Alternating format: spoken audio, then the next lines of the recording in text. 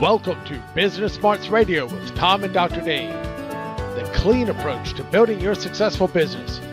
Now, let's introduce Tom Borg and Dr. Dave Miles. Welcome to Business Smarts Radio with Tom and Dr. Dave, as we bring you the clean approach to building your successful business. And when we mean clean, we are not talking about spigot, span, and dust mops. This podcast is all about the acronym CLEAN. We're all about communication, leadership, engagement. And no drama. And no drama. There's plenty of that around nowadays. You don't need it at work, that's for sure. Now, today's topic, we are going to start a series. We're going to talk about bridging the performance gap for your leadership team. So with bridging the performance gap for your leadership team, sometimes you just feel like, okay, you have some demonstrable gaps. I mean, just times, okay, we're just not producing the way we need to. But, you know, sometimes it's not always a specific, we have a problem. Tom, tell us about some times that you've been, you maybe had some clients of yours that, I mean, they felt like the performance was okay, it was good, but they just had that feeling like it could have been a whole lot better. They could be performing at a much higher level. Well, Dave, let's be clear right from the get-go. It's good to have people on your team that disagree and that they have different behavioral styles or different motivations, because they are complementing each other in the work that they do. So that's important that we have that. But at the same time, it can't get to the point where there's such a gap that we have this dysfunctional relationship between departments or between supervisor and employee or vice president and leadership team person. So it's important that we first recognize where people have a tendency to differ, and then be able to actually assess that, to measure that. And then we can go about creating ways to bridge that gap. So I think that's really a good place to start, with that awareness that we have these differences, but they can always be fine-tuned. Yes, no, I would agree with that. One of the things that I've found out with teams, and like I said, when you talk about diversity, one of the things that sometimes gets missed is you think about the diversity of the viewpoints and the thoughts and the temperaments and the behavioral styles and communication styles of people, because you have to have a good group of people that, like you said, they complement each other. They're looking at things from different viewpoints, from different directions, from different vantage points.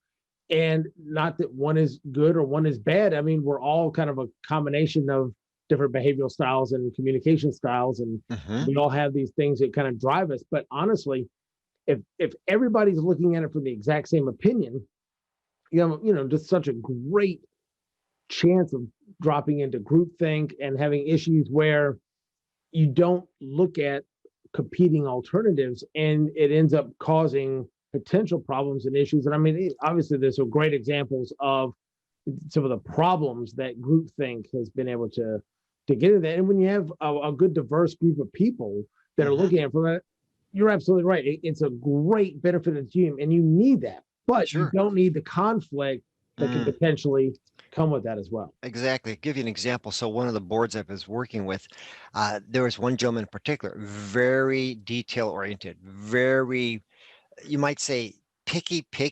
Some people would describe him that way. Well, in this case, he would always be the one that would find something wrong with whatever the group was proposing or whatever new initiative they were starting to begin to discuss. And I brought it to their attention. That's a good thing. Okay, now we need to keep Bud in a place where he doesn't offend people, but at the same time, it's critical that we have his input. And the rest of the team needed to recognize that, so that when Bud spoke up, they valued what he had to say, and at the same time could look at it from his perspective as well as their own. Yeah, because this is one thing, it's very easy to get sucked into he's trying to do the best job he can because he is very detail oriented. Oh, yeah. He's very high compliance, and he's very, he's looking at it like, okay, we need to get this right, not just rush it out there. Trying to do it for the benefit of the team. Well, sometimes when you're trying to get things done in a hurry and you have an urgency and you have a deadlines, you're like, okay, one, are you nitpicking, or are you just complaining, or are you just trying to criticize? And hey, this is taking more time. So you having those, it's just like writing a book or writing a paper or writing anything else, taking that time to have somebody else proofread your work is massively beneficial. And it's no different than somebody like Bud, on a board where, Mhm. he's looking at that. Now, like I said, if you don't look at it the right way, it can easily come across as being, criticism and come across very poorly and is taken the wrong way. Mhm. And sometimes the way people come across, they don't realize that they're coming across in a way that people are taking offense to that they don't mean it. That's just kind of how they're hardwired. Sure. So like in Bud's case, it'd be great for him to know that, hey, okay, it's great to be the person that is very analytical, but you've got to fine tune that so that it comes across in a way where you get people to want to listen and to consider your viewpoint. Because yes, we don't want blind spots on a group because they're going to miss things. They're going to be setting themselves up for some type of a problem. So it's important to have those viewpoints considered, but at the same time, as we're going to talk about here today, we're going to be able to help them bridge that gap so that they're able to communicate in a way that is productive. Absolutely. Because I mean, you can have communication issues that, like I said, when people have different behavioral styles or communication styles, like I said, it can cause a lot of conflict. It can cause Oh yes. irritation, or Mhm. even at a minimum. I mean, it can cause a team to operate in silos. And you're like, okay, Yes. I don't like that guy. I don't like that Mm. gal. Fine, whatever. I'll just tolerate them. I got to do my job. I got to work with them, whatever. Mhm. But I don't have to be the friend. I don't have to like them. I don't have to. And they just kind of wall themselves. Oh, I'm going to do my job. They do their job. We come to the meeting. We report. We go about our business. But when you're talking Mhm. about, like you were saying, VPs on a leadership team, you need everybody really working together for that CEO to be able to get the kind of feedback and input and just drive the organization as a whole, not just as individual parts. And so, That's right. having everybody operating in silos is really, really not the best thing, for an organization. And That's like the, right. the conflict that it can cause, and even if not just open conflict, but just that little nagging, gnawing irritation, Sure. just Well, when doesn't do people well. people don't want to cooperate, or they're suddenly they'll cooperate, but the fact there is that's not being productive in the long run. So No, it's not. So totally one agree thing, I with you. mean, that I know we love to do with our clients, and who want their board or the leadership team to kind of operate at a little higher level. Mhm. We put together an assessment-based workshop Yes. called Critical Alignment, and that was one of the things we wanted to cover today because that is just a tool, not the only tool, but Mhm. is a tool that we really like, and I like the component pieces of it. So whether you use that tool or not, there's some of the component pieces can actually help you with your own team and to be able to kind of understand them a little bit better and I think be able to operate at a higher level and actually be able to bridge that performance gap with your Mhm. leadership team. So what have you found in your with some of your clients as far as doing that before we get into some of the Sure. particulars? Well, as far as when we do something like that with the three ingredients we'll talk about today, the three parts of this process, certainly the behaviors, which is going to help us understand each other better, how people do what they do. So that's critical because oftentimes people want to treat other people the way they want to be treated, or they expect other people to do things in a way that they do them. And when they don't, that's when we have this conflict that starts to come up. So if right from the get-go, something with the behaviors, when we're able to analyze each other's behaviors and understand how the behaviors typically work, the dominant behavioral styles, that goes a long way in helping start that communication process we want to help them with. Absolutely. It's kind of like bridging the gap between not just in performance, but almost going from the golden rule where you want to treat others like you want to be treated, which Hmm. is a great place to start, which is better than just treating people like dirt or there's Yeah, believe me, there's some bad behavior in organizations. I sure mean, it's is. so I mean, that's a great start, but it's almost, one step closer towards I forget the person that coined the term the platinum rule where you're treating others the way they want to be treated. Sure, yeah. And so Tony Alexandra. There you go. yes, Dr. yes, yes. Dr. Alexandra. Yes. And so when you can kind of bridge that little bit of a gap, Hmm. that really helps increase the team performance when people are able to adapt to other people's style and the way they learn and the way they work and the way they communicate to really be able to be a lot more effective in what they do. So Hmm. you're right. You mentioned about three different portions of kind of the way we structure this. And there's like I said, it's an assessment based, but it's three different portions of the assessment, but really three different portions of how we break it out.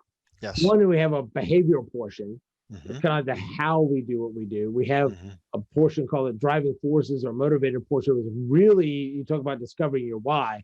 This is really, really deep into the why behind you do what you do. Yeah, the motivation for people doing what they do. Absolutely. Why do you do what you do? What drives you to do these things? And Mhm. that is super powerful, because if you're conflicting and you're going against someone's primary, what drives them to perform, and what it's yeah, it's bad. You're not going to get the performance out of them that you need to. Absolutely. And Dave, we should mention that, see, the behaviors is something we can see pretty much. It's kind of like looking at an iceberg. You can see it's what is above the water is typically what we're calling the behaviors. Pretty Yeah, observable. When we start getting into these other things like the driving forces, that's not above the water. You don't see that you need an assessment to uncover that. So yeah, you could that's pick up. important. Yeah, I was gonna say, if you work with someone for long enough, you could pick Hmm. up enough traits when you learn about them to kind of make an educated guess. Hmm. But you really don't. The cheat sheet way to do it is, like I said, to really, that working for somebody or working with somebody for 5, 10, 15 years is to, like I said, be able to use these assessment tools to be able to really dig down in a timely fashion to be able Oh to do yeah. that. So that's really the why behind we do what we do. And then the last component of the assessment, which is not necessarily a component of what we use in the, we use it, go over it in the workshop, but it's not as big of a component, is the kind of your skill-based, strength-based competencies. You know, your Hmm. people skills, your soft skills, some people call it. You know, Leadership skills. yeah, leadership, decision making, critical thinking. You Hmm. know, it kind of identifies what you're really well developed at, what you can, what you're moderately developed at, and then where you could stand some work. And it's Hmm. what's interesting about that. I'll kind of skip ahead a little bit. When you look at, say, at a 25 of these soft skill competencies or people skill competencies, when you compare across the leadership team, what's everybody's top 7 traits? Hmm. As far as their competencies, what are they good at?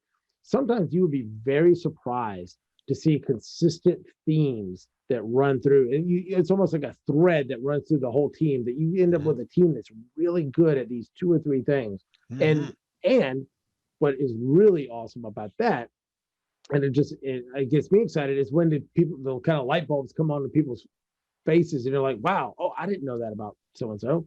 And they realize this person is amazing at project management, but we don't have them working on projects. Or Mm. this person is really good with delegating, or this person is really good with whatever the skill is. Hmm. Now that we've identified it, let's put, kind of like Jim Collins said, the right people in the right seats in the bus. Yeah. Let's arrange some of the tasks so they're doing what they're best at, and maybe not have them doing the tasks that are, some of their lowest competencies. And so Oh yeah. that right there, like I said, just kind of, squirrel moment, to kind Oh of really yeah. get off topic. That is super cool to see the light bulbs go off when people realize Hmm. the skill competencies. Well, Dave, a real basic example of this would be, let's take a Major League Baseball team. Now you notice that in that business, and it is a business, Oh that yeah, you have specific people who play specific positions. You have a second baseman who plays second base. Rarely will they switch over to third base or another infield position. That's their position. Outfielders, they're going to play their best position in the outfield. yep, The pitcher, you don't see many pitchers doing designated hitting. That's just how it works, all right? So where we're going with this is that they've got it figured out. They're going to use the talents of their people in the positions that they're best suited for. That's what we're trying to do with our clients. yeah, and that's all it is. Just trying to identify it. And when you're looking at it from a job perspective, Hmm. and same thing, I'll continue to have the go off track. But when you're looking at it from a job perspective, one of the best stories I've ever heard, one of the best analogies I ever heard was, Hmm. think of you in a helicopter, and you're Hmm. looking down on the interstate and you see 2 red cars going on the interstate at 70 miles an hour, right? Yes. Hmm. No big deal. You're like, all right, 2 red cars. So what's the Hmm. deal? They're both, say, the job is driving on the interstate 70 miles an hour. That's the That's job. right. So I Hmm. see 2 red cars. Okay, 2 people in the same position, right? They're both doing the job. I don't see the problem. They're both doing the job. So who cares? But when you zoom in and you look, maybe you look underneath the hood type of thing, but when you zoom in, you realize that the 2 cars, you've got one little red Volkswagen Beetle Mm. and one red Porsche. Okay. Now, let me ask you a question. They're both doing the job. They're both driving exactly 70 miles an hour, the Hmm. speed limit. Okay.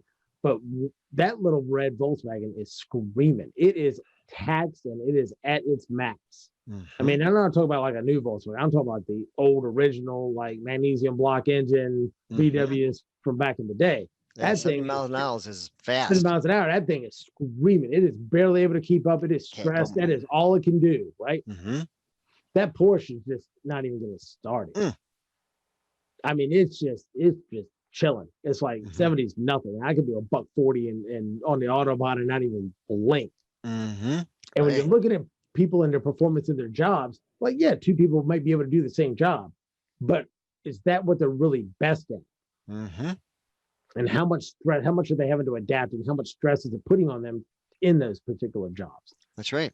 Well, think about it. If we've got people on our team that are not in the best role that's suited for them, do you think that's going to limit our overall potential as a company to increase our profits?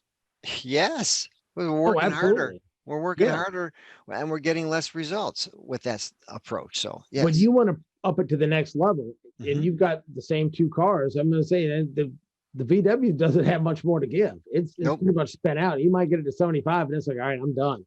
Mm-hmm. But you need to get up to 90. All right, guess what? That Porsche is going to be there and still have plenty to spare. Yes. And so that's what you're trying to look for with this. And so Mm-hmm. what we do with this critical alignment workshop is we give the assessment suite that goes with the behaviors and these driving forces and their soft skill competencies. We break it into 3 sections. A behavioral portion of it where we really get down into be able to identify and appreciate, say, your behavioral style. Mm-hmm. Because, like you said, there's not one good or bad style. I mean, I've seen so many places. Well, if you're not this particular type of personality or behavioral style or whatever you want to call it, that this is the good one and everything else is kind of subservient to that, or just not the best. And that's not true, because we're all a mixture of these different things to certain degrees. That's right. And to me, if you can identify and appreciate your own behavioral style, and hey, this is just how I do things, kind of how on my temperament is, how I'm wired, and then that leads into the next part about being able to really identify and appreciate the behavioral styles of others. Because when you can learn about other behavioral styles as far as and your own, then you can learn to adapt your behavior.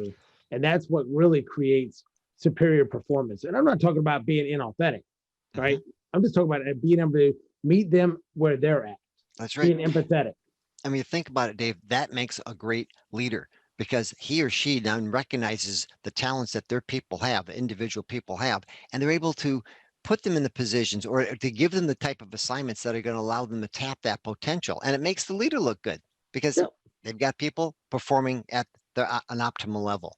Yeah. And when you understand how the other people on your team are, it's a little bit easier to adapt. And I gave one example to a CEO one time. They're like, it's just like you have somebody who's very direct and very project oriented, and maybe it's a project manager or something like that, or some kind of director, and they're just that kind of boom, boom, boom, 3 bullet point, tell me what you're going to tell me, and tell me what you told me and get out type of person.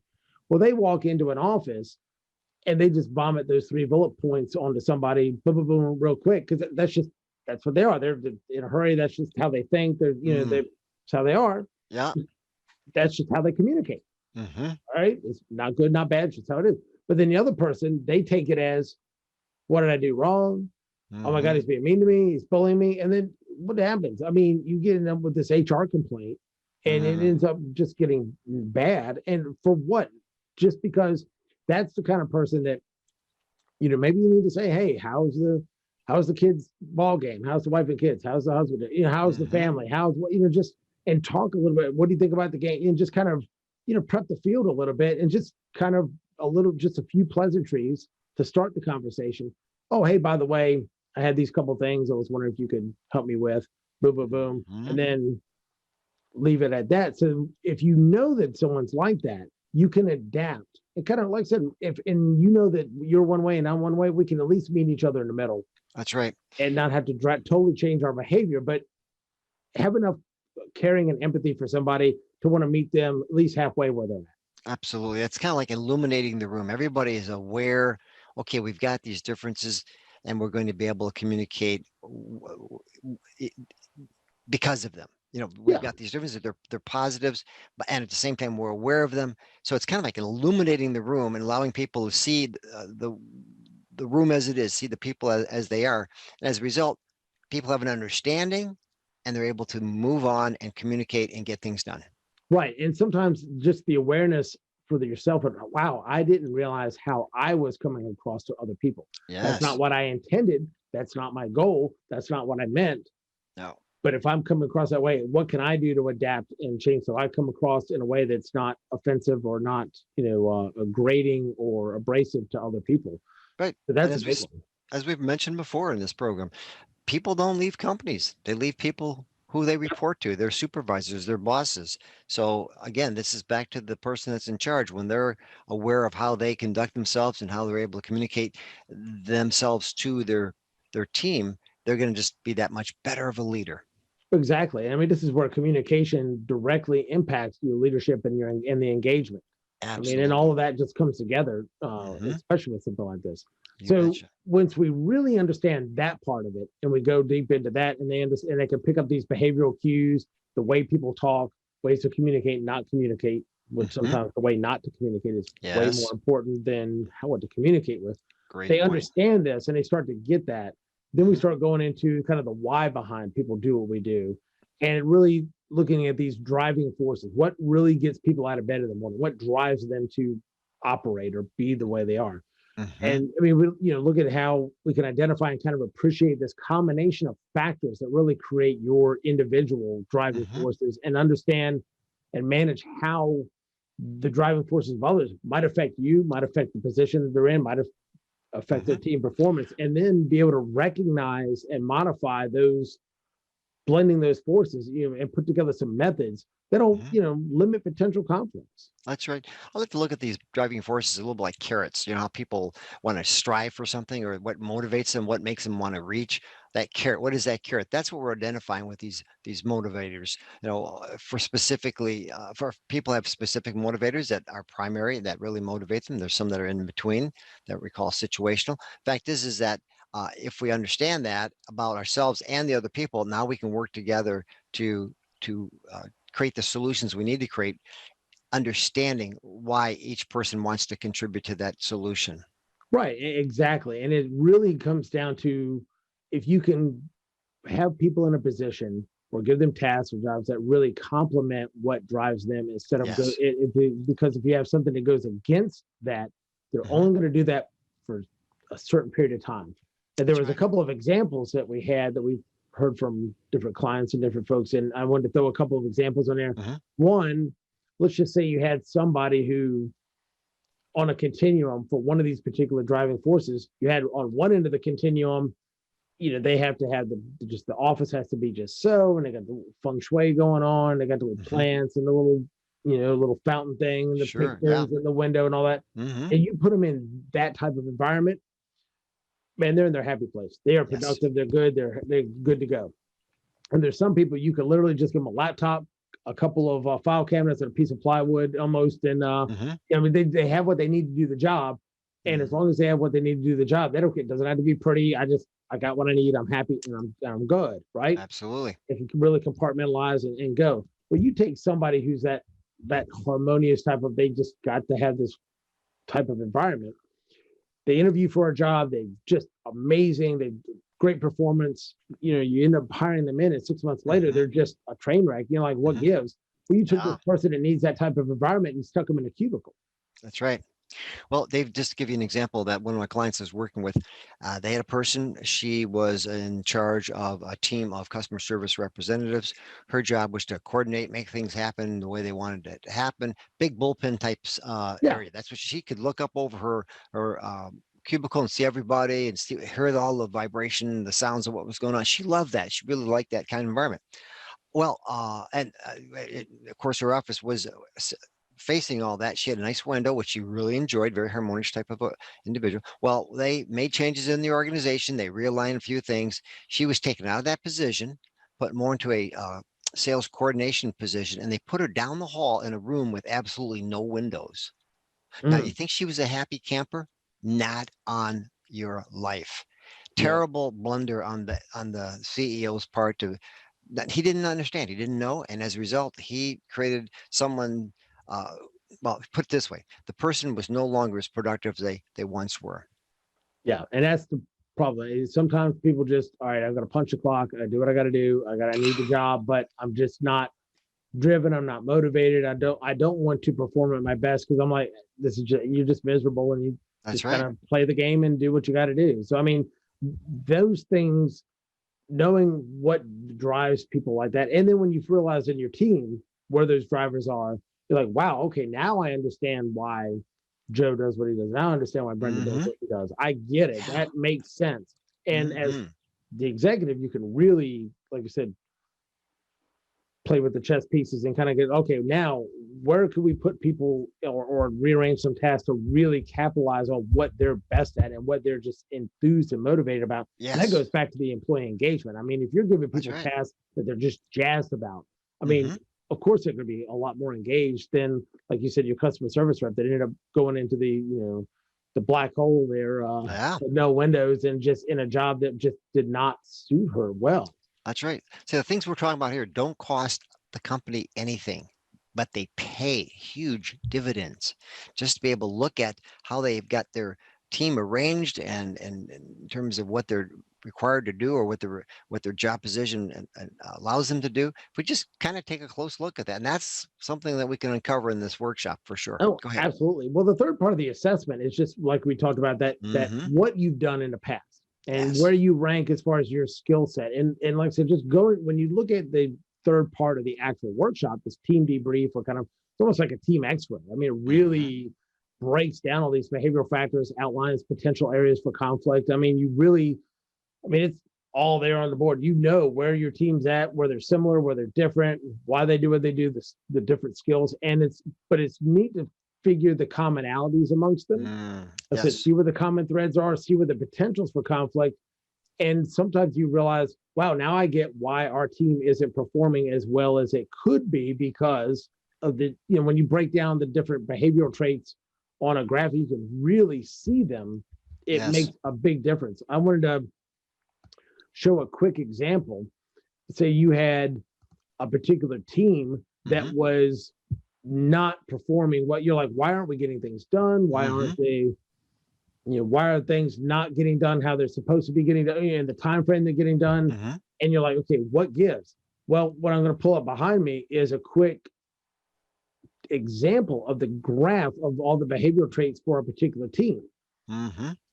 So, for example, if you're looking at these, okay, they're great, they're consistent, they follow policy, they're people oriented, they're persistent. Okay, we got some great top behavioral characteristics, kind of middle of the road with the customer or as the team average. You have Mm-hmm. people that are really high in things, really low in things.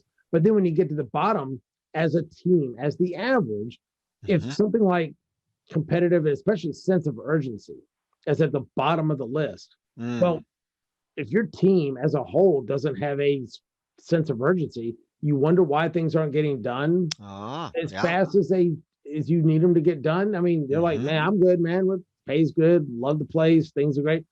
And the CEO, you're like, hey, we've got to get some stuff done. We've got to make some changes here. We've got to get things taken care of. And if you're not in that position, your team doesn't feel that same sense of urgency, you can discover it there. And you're like, oh, okay, now I understand why the one Mm-hmm. person that's really high in urgency, they're the ones that are constantly driving the ship, it seems like.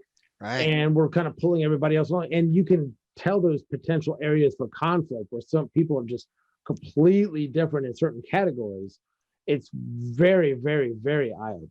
It's a powerful tool. When we have that type of a spreadsheet that we could put out on each company's team that we're working with, it just opens up all kinds of possibilities. Yeah, I mean, and the biggest thing you're looking at is you're trying to break down all the behavioral factors, like kind of like Mm-hmm. I outlined there. Your Mm-hmm. potential areas for conflict, who Mm-hmm. on your team similar and different in the how and the why they do what they do. But Right. the data is cool and that's fine. I mean, it's nice to have data. It's like a G Mm-hmm. whiz. Now what? So Mm-hmm. what? Okay. Mm-hmm. The so what is this? The ultimate goal is to really learn how to appreciate the differences of the others on your team, not just tolerate them, and to be able to really adapt your behavior and of course this to everybody on the team to Mm-hmm. create that superior performance Mm-hmm.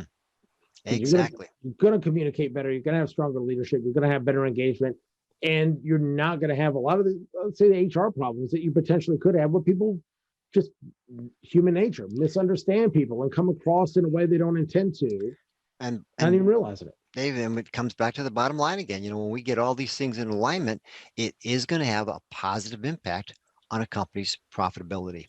Absolutely. And that's why we call it critical alignment, because it is critical to get these things in that type of alignment so your board, your leadership team can function like it Yes. needs to. And it's not, it's magic bullet. No, it's a cure all. No, but you know what? If you don't have these things in place, it makes it very, very difficult to perform at your best. That's right.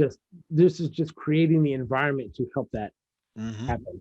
So how about some final thoughts for our listeners before we go?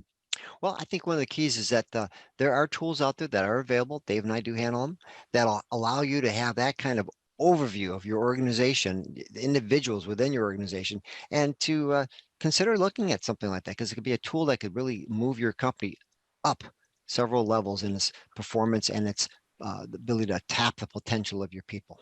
Yeah, I mean, to really take a data-driven approach where, I mean, you have some good, solid conceptual uh, training, some great team building. I mean, some great ideas, but when you got the data behind it, Mm, that's valid and reliable, that you can take to the bank, and you're like, okay, this I can hang my hat on. This is good data, and we can use this to help improve our team. mhm, That's pretty powerful stuff. And so one of the things I wanted to throw out there is, mhm. if any of the folks that are listening would be interested in a complimentary sample of one of the assessment suite that we use for this workshop, just contact either Tom or I. We'd be more than happy to set you up with that and get that over to you. So just shoot us a quick email. We'd be more than happy, and just reference the episode and just say that, hey, I'm looking to get a complimentary sample of the assessment suite that you guys use for the critical alignment workshop, and we'd be more than happy to get that over to you. You bet. So anything as we leave as we conclude the episode and um, go about our business for the day? Well, just one thing is that the biggest room in the world is a room for self-improvement. So let's get going. Yep. Learn about yourself, learn about your team, and like I said, try to and make the best of um, the performance that you can, and try to make your team and your board as effective, as efficient, and working as well together as humanly possible. So anyway, thanks Yes. again for joining us on Business Smarts Radio, where Tom and Dr. Dave will bringing you the clean approach to building your successful business. And we will see you all next episode. Take care.